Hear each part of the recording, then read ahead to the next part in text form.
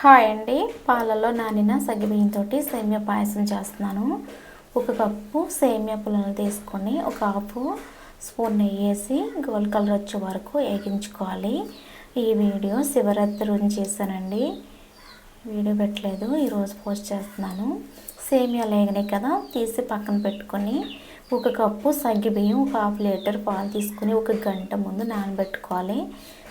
సగ్గుబియ్యం ఇలా నానినాయి కదా, ఇంకొక బౌల్ తీసుకొని ఒక హాఫ్ లీటర్ పాలు వేసి పాలు పొంగొచ్చిన తర్వాత ఈ సగ్గుబియ్యాన్ని వేసుకొని కలుపుకోవాలి.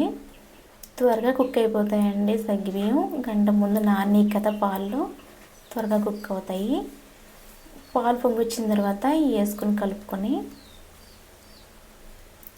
ఇవి కుక్ అయిన తర్వాత సేమియాలు కూడా వేసుకుండి బాగా కలుపుకుందాం.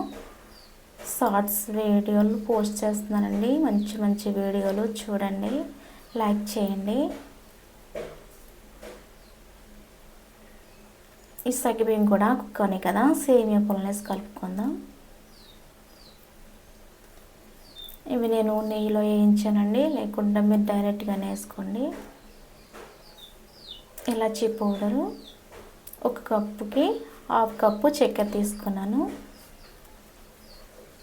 కొద్దిగా ఇలాచీ పౌడర్ కూడా వేసి కలిపిన తర్వాత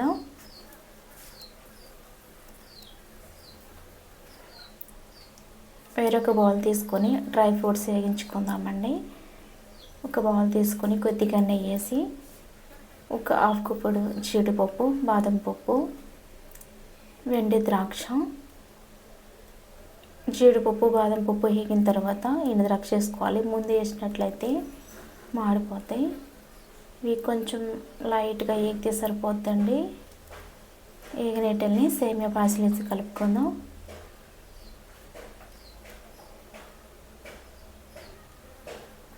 సగ్గుబియ్యం సేమియా పాయసం రెడీ అయిపోయింది. నా వీడియో నచ్చినట్లయితే లైక్ చేయండి, షేర్ చేయండి. Thanks for watching. బాయ్.